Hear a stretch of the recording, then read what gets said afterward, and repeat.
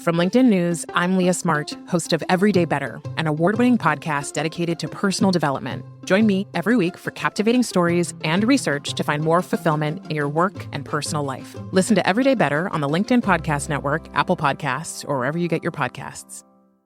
From LinkedIn News, I'm Jessie Hempel, host of the Hello Monday podcast. Start your week with the Hello Monday podcast. We'll navigate career pivots. We'll learn where happiness fits in. Listen to Hello Monday with me, Jessie Hempel, on the LinkedIn Podcast Network or wherever you get your podcasts. Hello, my friends, and welcome to another exciting episode of Negotiate Anything.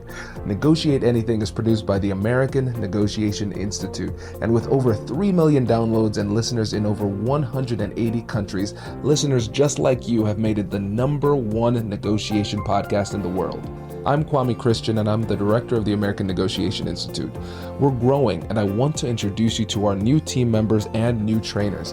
This will give you new and diverse perspectives on negotiation and conflict resolution. And that's why Shane Martin, our head of sales and partnerships, is going to serve as co-host of the show from time to time. We're excited to continue to provide you with the best content that will help to make your difficult conversations easier, both at work and at home. Lastly, our team conducts negotiation and conflict resolution trainings in the United States and abroad. Our trainings will give you the practical skills you need to resolve conflict, negotiate, lead, and persuade with confidence. Click the link in the description below to learn more about how we can make your difficult conversations easier.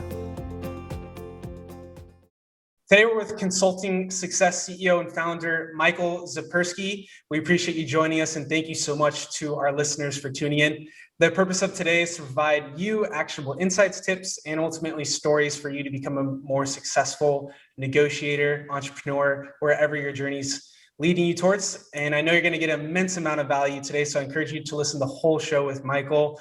Sneak peek, Michael's going to share a little bit about how to eliminate or minimize negotiations altogether inside your sales process or your procurement process or any sort of conversation that you're having that might be difficult. So without further ado, Michael, please introduce yourself and briefly share what experience you have in negotiations as the CEO and founder of Consulting Success. Yeah, great to be with you. Thanks for having me there, Shane. Start off, probably the most experience I have with negotiations are with my 2 daughters. And I'm constantly losing those. So I don't know how much value I'll be able to provide here for everyone. But yeah, I've been building consulting businesses for the last 21 years. 13 years ago, we started Consulting Success, where we help consultants to really build profitable and scalable and strategic consulting businesses. And so that's our whole focus, is really helping people to realize their full potential and build successful consulting businesses.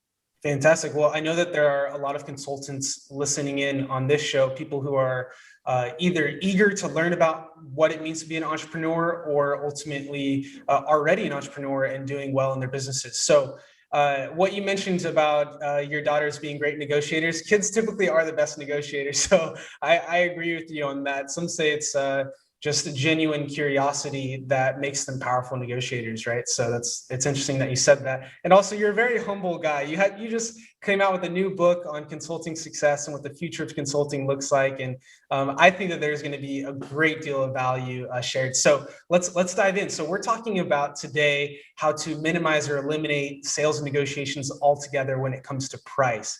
And you mentioned that your daughters are great negotiators. So what does it take to ultimately eliminate or minimize difficult negotiations when it comes to pricing, when it might be uncomfortable? Yeah, I mean, I think the biggest thing, so if I kind of just use the imagery for a moment or the story around my daughters, the reason why they can win negotiations so effectively against myself and my wife is because of what they've done before and their connection to us.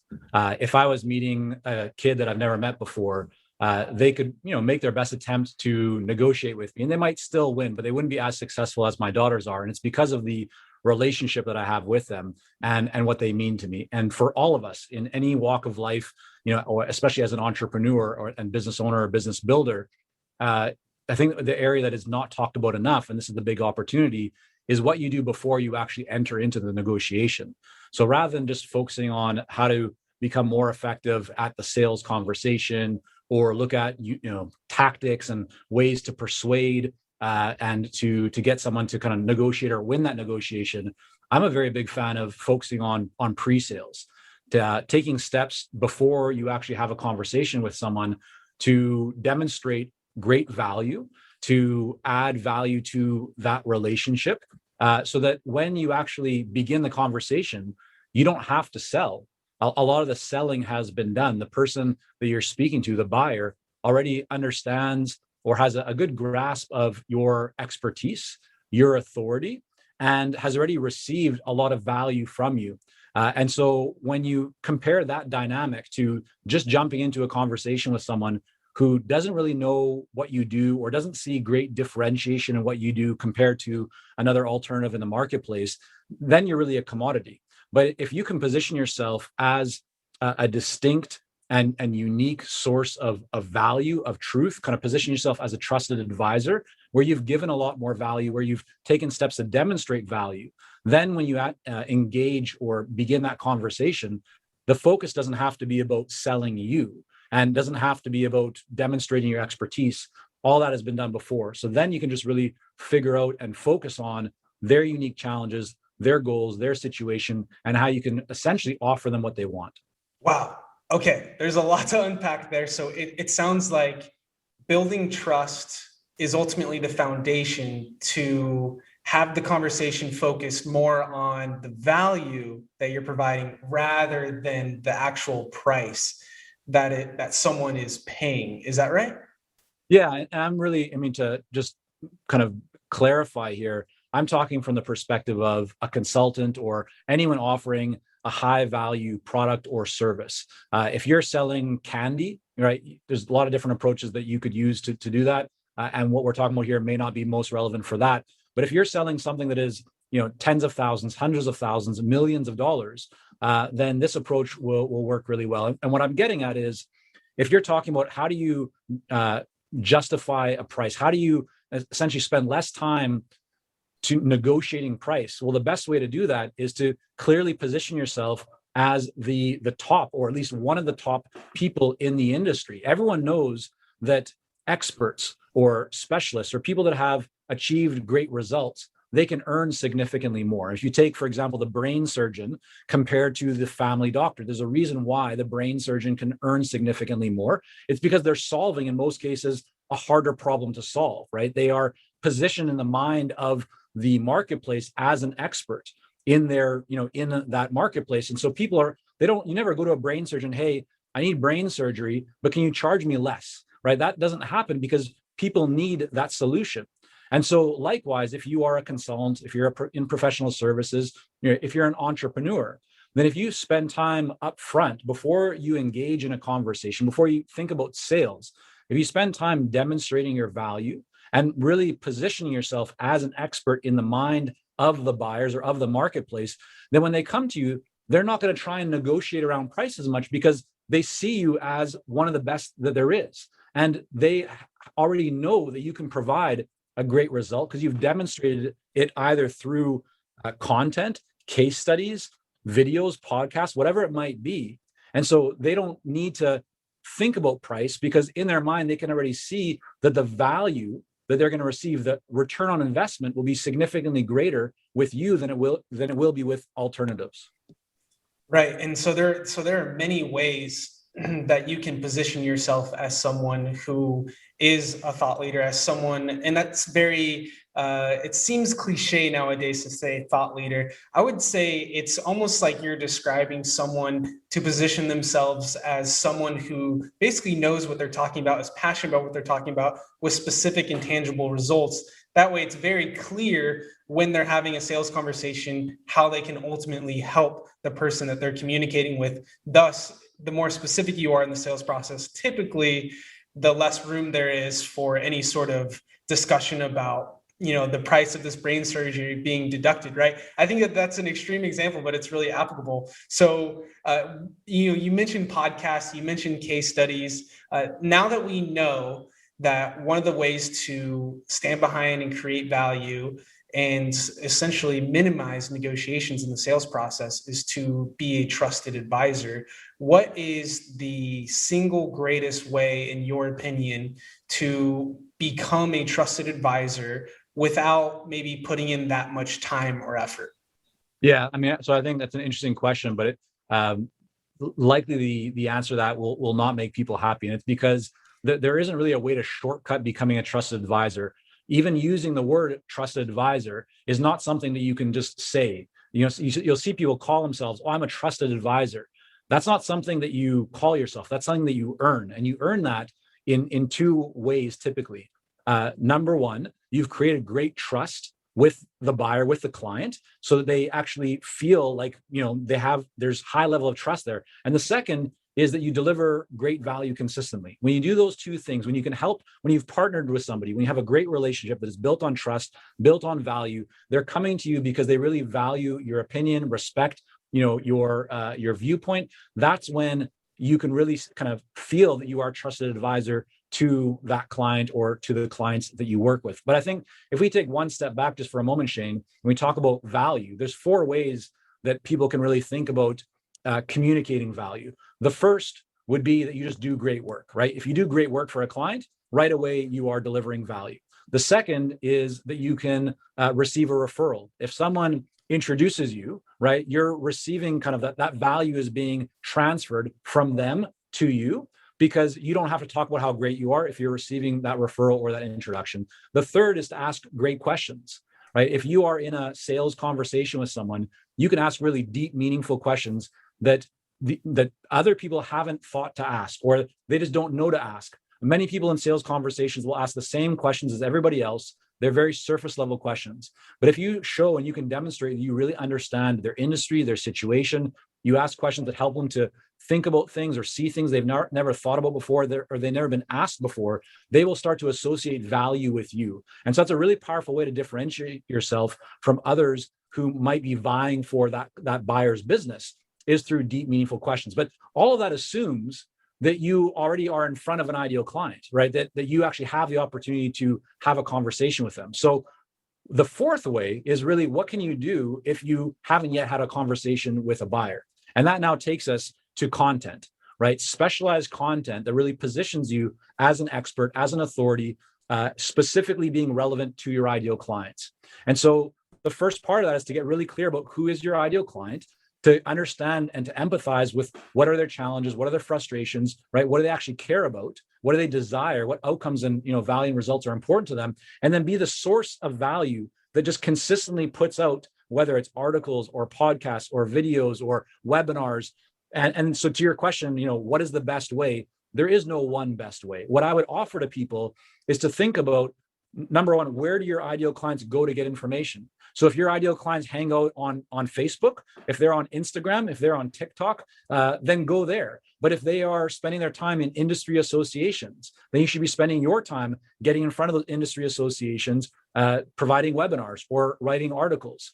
So first thing is figure out, where do your ideal clients go to get information? Where do they hang out? And that's where you want to be. That's where you want to begin by investing, your focus, your attention, your resources. And so it might be LinkedIn, but there is no one way, because you want to figure out different people consume content in different ways. What I would suggest is that people think about 2 factors. The first is, what kind of content do your ideal clients like to consume? So if you're targeting an 85-year-old demographic, you're probably not going to do webinars, right? I mean, at least like pre-COVID, you wouldn't have done that. Maybe now 85-year-old, grandparents are hip to Zoom and things of that nature and doing webinars, but you have to figure out what type of content does your ideal client consume?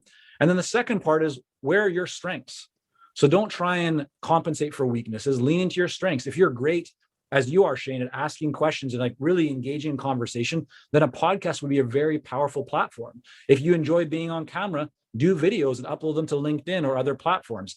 If you don't like being on camera, but you're great at writing, write articles. So find your strength, lean into that, and then crank out more content that just positions you miles ahead of anybody else. And it's content that is very specific to what your ideal client wants. That's how you start to really move up and position yourself as, whether you want to call it a thought leader, an expert, an authority. Those are the steps to take.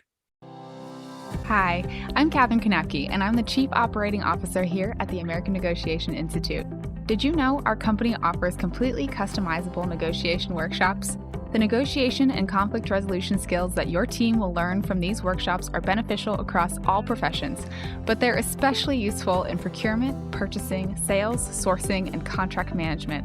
Our calendar is filling up quickly, and we even have some workshops scheduled for next year. If you think you might want one, I'd suggest reaching out soon so you don't miss out.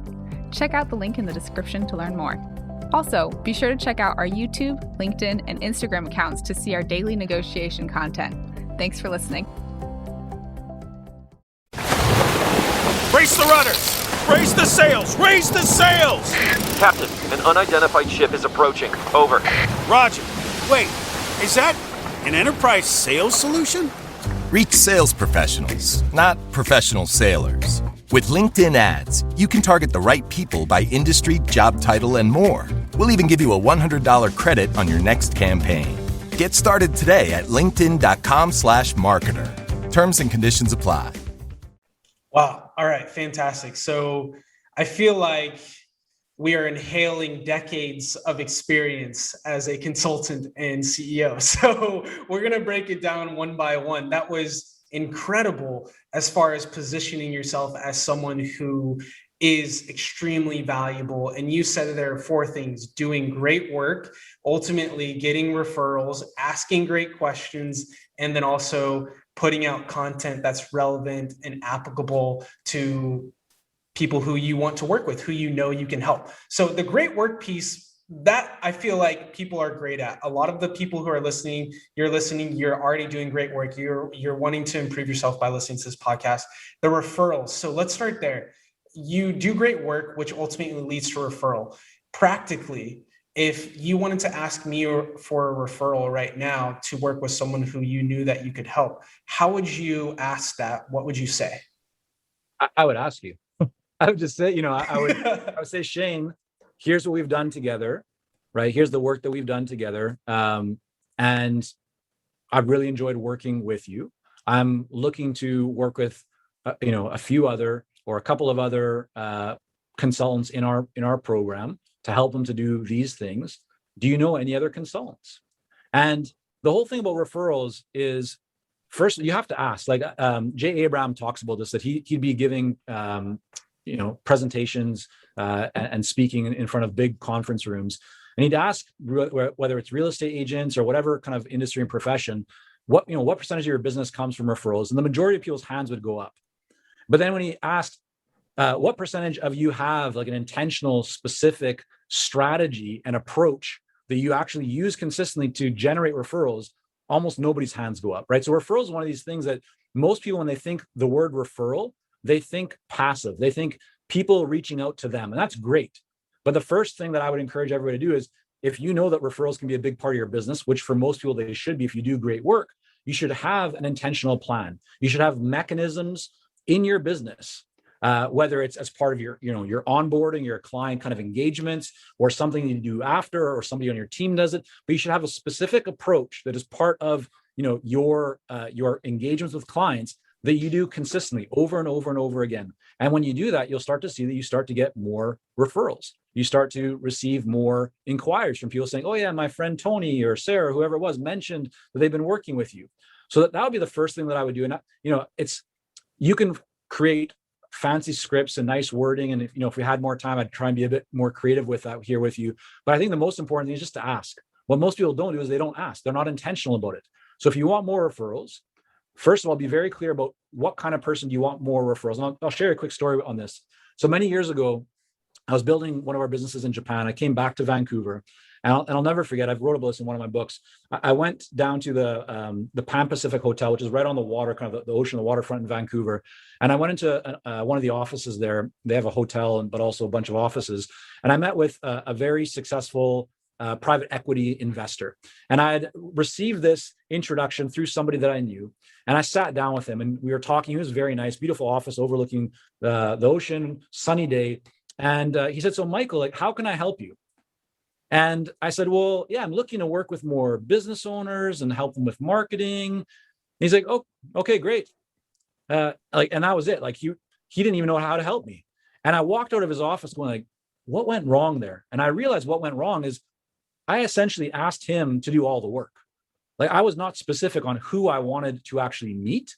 And so it would be the equivalent of going onto your computer and searching, like typing the word file to try and locate like a specific file that you want. It's so much work for your computer. Like, it has to scan every single drive. But what I did is I went back to him after. I sent an email and said, hey, thanks so much for today. Really enjoyed the conversation. I was thinking more about your question. Here's the specific type of person. And at that time, it was technology companies that are looking for, for more leads at a certain size, certain kind of, demographics and all that. And after I sent it to him, he said, here's 3 people you should talk to. So I made his job a lot easier because he didn't have to scan in his mind every single person he's ever met. He just actually narrowed in on a very specific type of person. So if you're looking for more referrals, the more specific that you can be about the type of person or organization that you want to get into or that you want to receive a referral to, the easier it will be for the person on the other side to actually give you that referral. Yeah, absolutely. I love that your suggestion for more referrals is to get specific and to just take a chance by asking. And it makes me think about practically how to do that. And one thing that I know that has been successful in working with consulting success and then also just testing things out and experimenting with is doing exactly what you said, like asking, hey, I know this isn't a fit for you right now, Michael, but do you think maybe this is a fit for someone in procurement like Tony XYZ, whoever it is? Like, so you're doing the research, you're putting just like the 30 seconds that ultimately most people don't do into the ask that could make or break whether or not they respond to the actual referral ask. So that's so interesting that one of the ways that you can essentially be more valuable in the process is to simply by just ask. And I think that's really powerful. Now, for those people who aren't necessarily clear on like who they should be asking referrals for, like what advice and wisdom can you share for people who are essentially attempting to discover who they should be working with most? Who are they best positioned to help? Yeah, I mean, you always want to focus on the ultimate decision maker. Some people believe they need to start kind of lower in the organization and work their way up. I've always found it's best to do the exact opposite, to go as high up as you can into the organization. The person actually has the ability to say yes, the person who actually can make the decision. It's much better to be delegated down from them and say, hey, you actually need to talk to our marketing manager or our CFO or whoever it is, and that to receive that so that when you then go to the CFO, they know the president is the one that said that you should have that conversation. So you're already kind of receiving a referral, right? But this time from the president.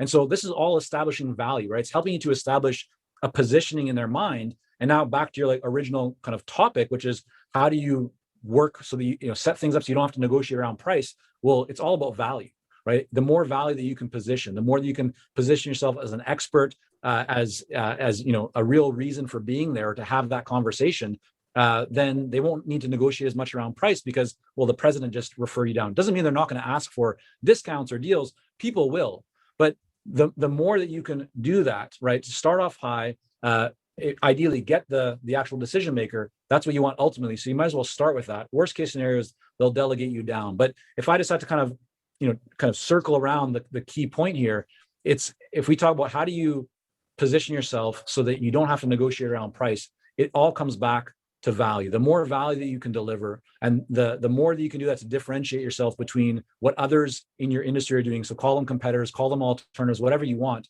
The less you'll find that people actually try to negotiate with you, the less they'll ask for discounts. It doesn't mean that it won't happen, but number one, it'll happen less. Number two, when it does, you're going to feel much more confident to say no, because you'll have a lot more other business, or you'll have already taken the steps to position yourself at that higher level. And so you have more confidence in the sale conversation, and the buyer also has more confidence that you can actually deliver, which is what they want.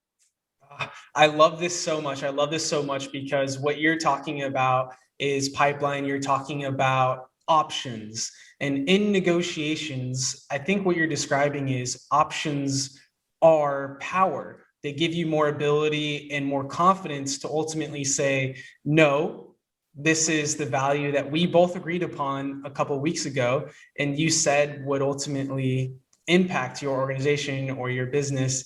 And I just find that so fascinating. But maybe for people who are listening that don't have a massive pipeline right now or a lot of customers to speak to, what advice do you have for someone who wants more pipeline but doesn't right now?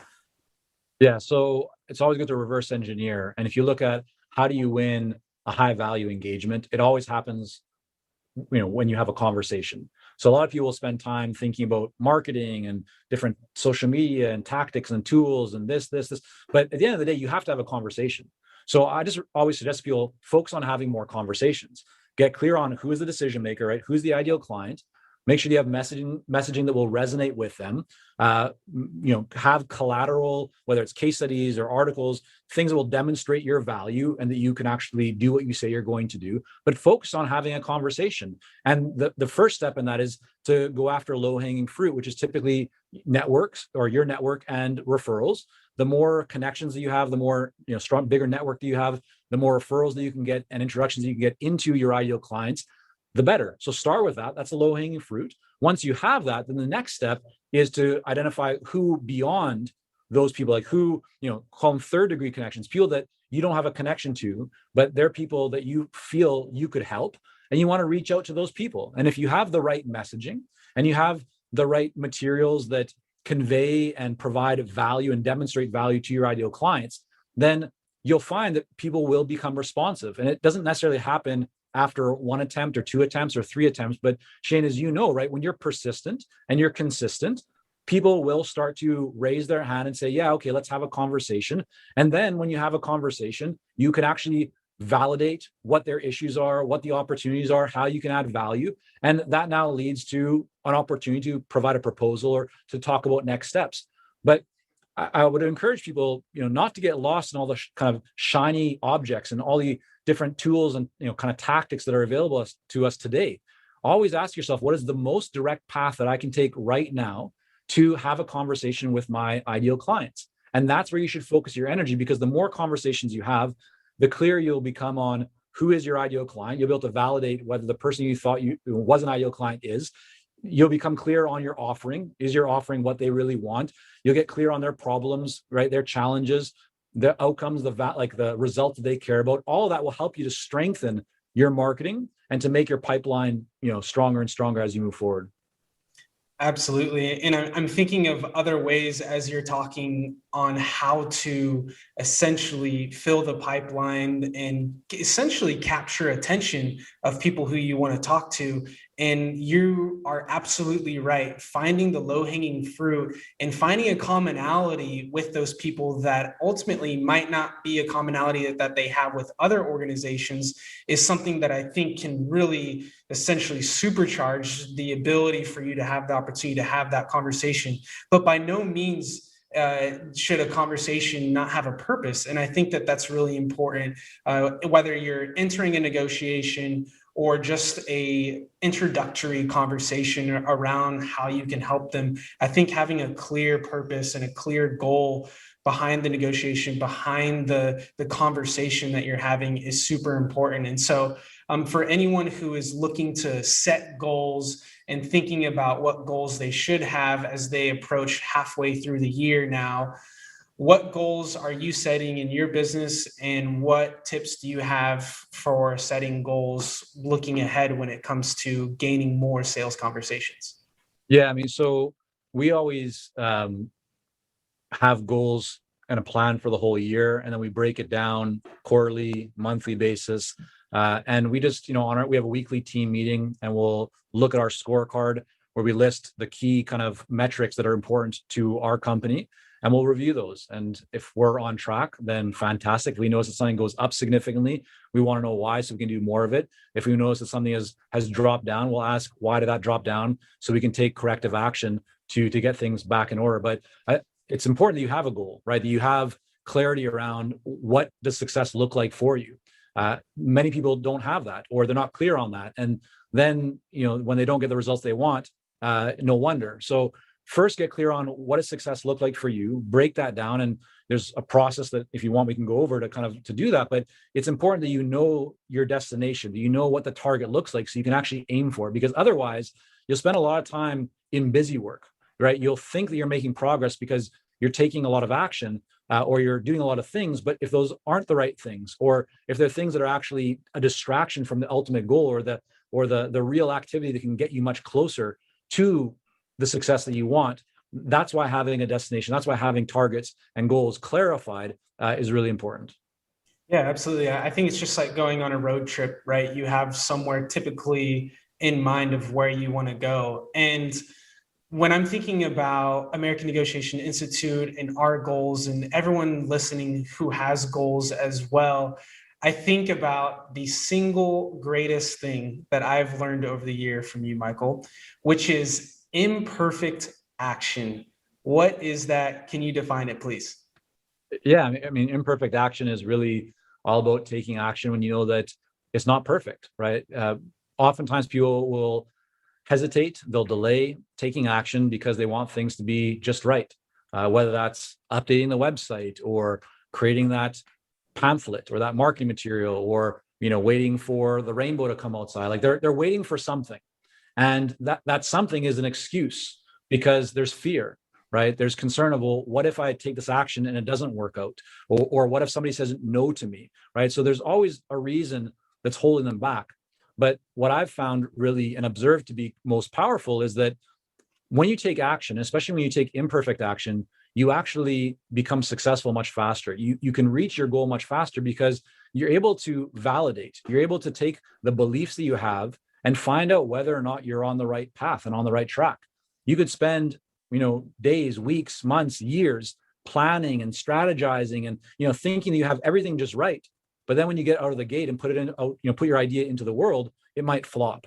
And so the most successful people that I know, Shane, are those who may not have, the best education. They may not have as much experience, but when they begin, and they certainly don't have all of the information, like they might not be the most knowledgeable. And you might look at some of these people and go like, why is he so successful? Or why is she so successful? They're not that smart, but they're successful because they take action.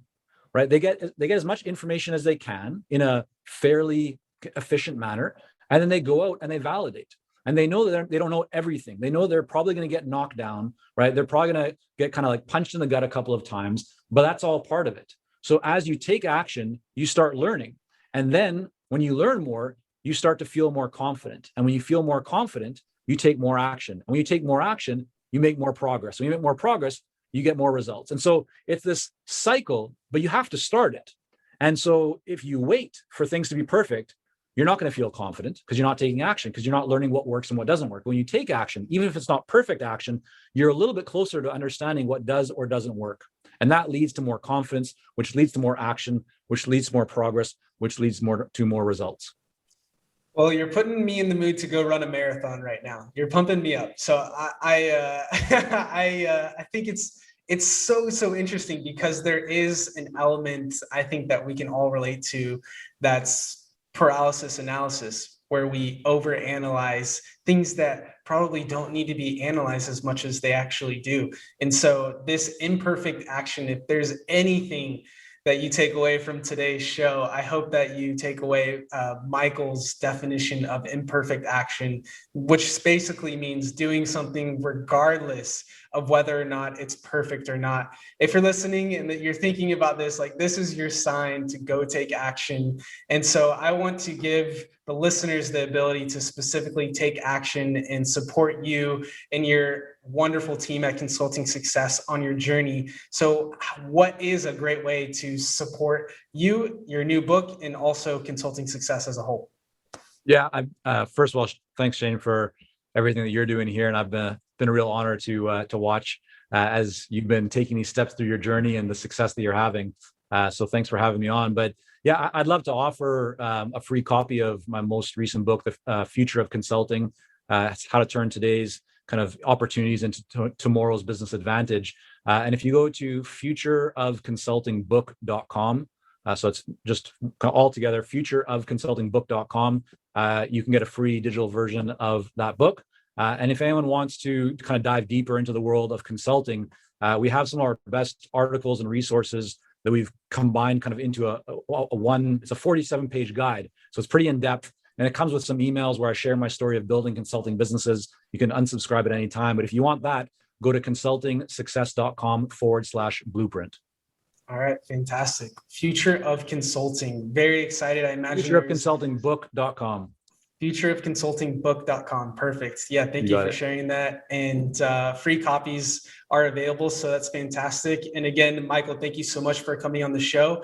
And we look forward to hearing everyone's imperfect action that they put into place after the show. Take care, everyone, and have an amazing day. Congratulations! You've just joined an elite club. By listening to a full episode, you're now officially on the Negotiate Anything team. So welcome aboard. What most team members do is they subscribe to the podcast because that allows them to automatically get the latest episodes of the show. The best things in life lie on the other side of difficult conversations. Keep learning, keep practicing, and keep getting better. Your relationships will improve, your career will soar, and you'll have the confidence you need to get the most out of these crucial conversations. Again, thank you for joining the team. We're excited to have you, and I will see you in the next episode. I'll catch you later.